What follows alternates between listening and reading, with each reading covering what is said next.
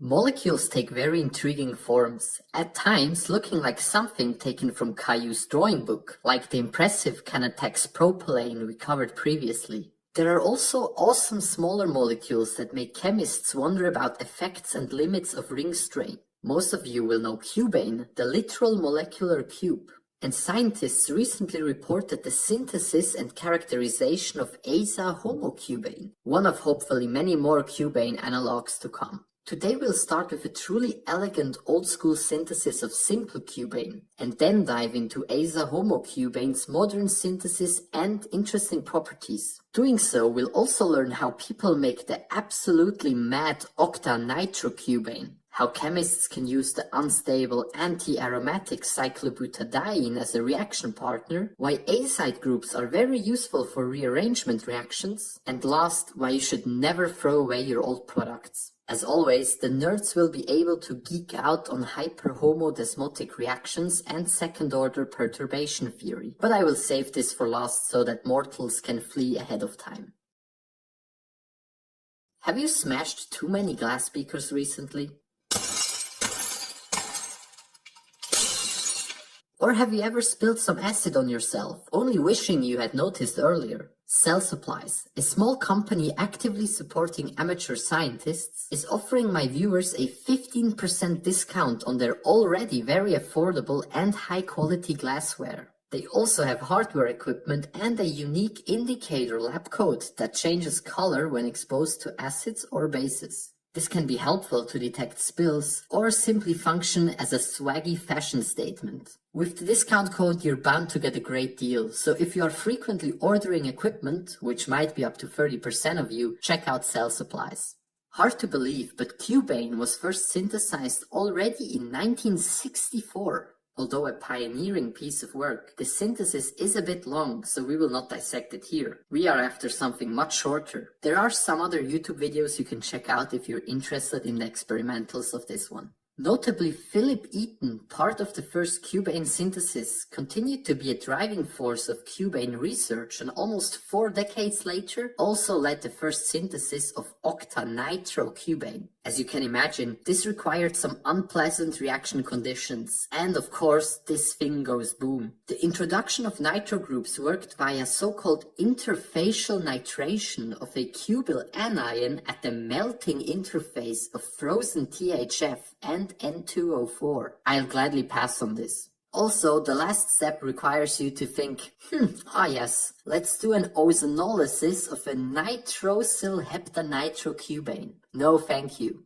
Octanitrocubane was hypothesized to be a potentially best-in-class non-nuclear explosive based on theory, but its experimental density was shown to be lower than predicted. There are no public records of larger-scale synthesis and testing, so it's just research from a computational point and remains elusive.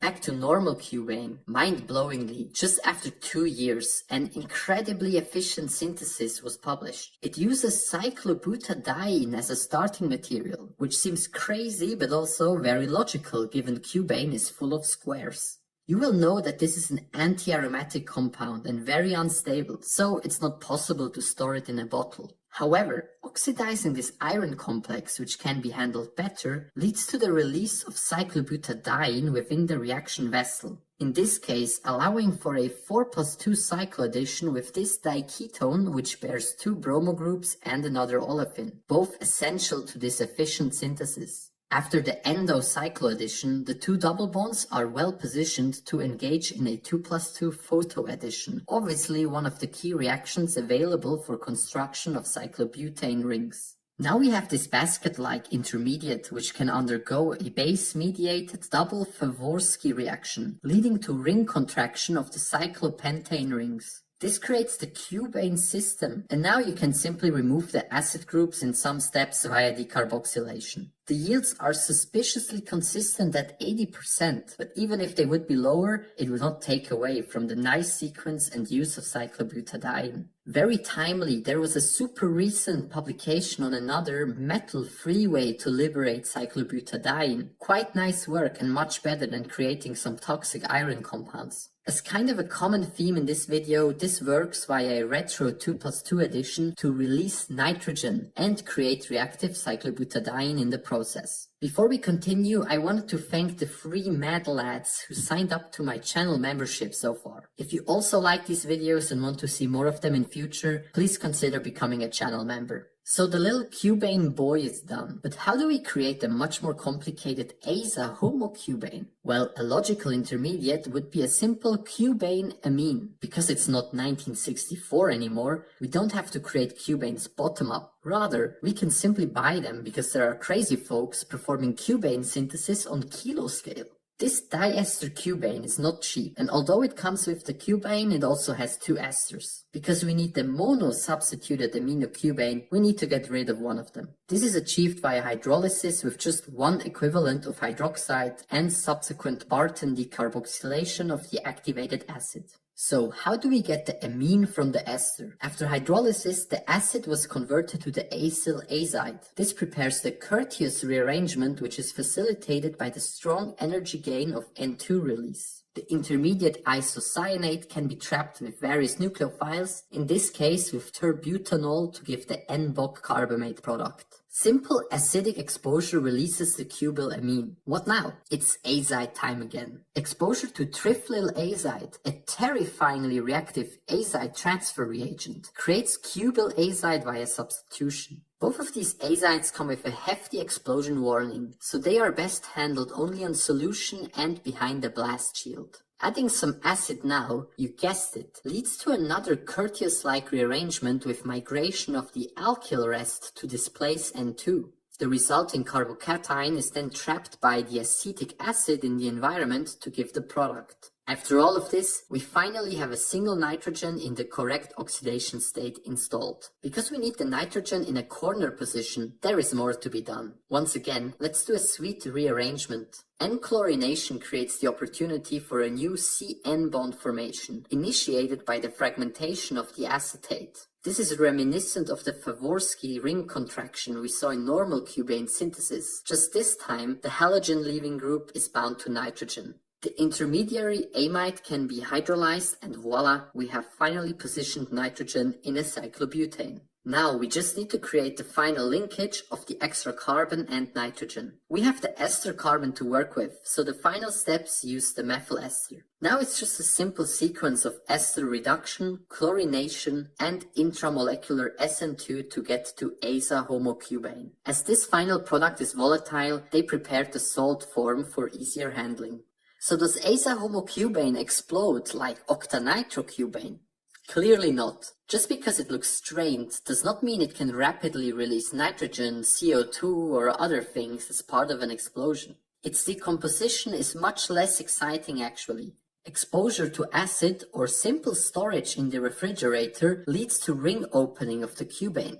This step is irreversible, a testament to the high instability of ASA homocubane. It also makes you think that the last SN2 reaction with the primary leaving group is probably one of the only reasonable ways to install the system in the first place. In terms of geometry, the team obviously expected the product to be different than your generic tertiary amine. DFT calculations indicated that this was definitely less than ideal sp3 geometry. And the crystal structure, funnily found via serendipitous discovery after many months, was consistent with this. You can see that the 5-membered ring distorts the picture quite a bit, so homocubanes look more like baskets or houses instead of cubes, if that makes sense. What is the impact on basicity? In this table you see a comparison of strained tertiary amines. The ASA homocubane nitrogen is quite pissed, with strain energy being an order of magnitude higher. But this means that basicity is actually more than 10-fold lower. You might think that because there's more strain, the nitrogen might be happier in some other configuration. But looking at nitrogen NMR chemical shift showed that the nitrogen in ASA homocubane is less electron-rich compared to the other frameworks, which aligns well with the observed basicity trend. Notably, the hypothetical ASA cubane has 45 kilocalories per mole more strain energy than ASA homocubane, which makes you wonder how long it will take to synthesize it in the lab. Finally, they looked into hypothetical atom exchange and hypo-homodesmotic reaction calculations. What is that? It's basically a nerdy theory crafting method of computing bond separation and formation energies, and the name is due to different sets of reaction conditions qualifying for different reaction types. For example, the hypo-homodesmotic reactions shown here can be used to compute strain in cycloalkanes.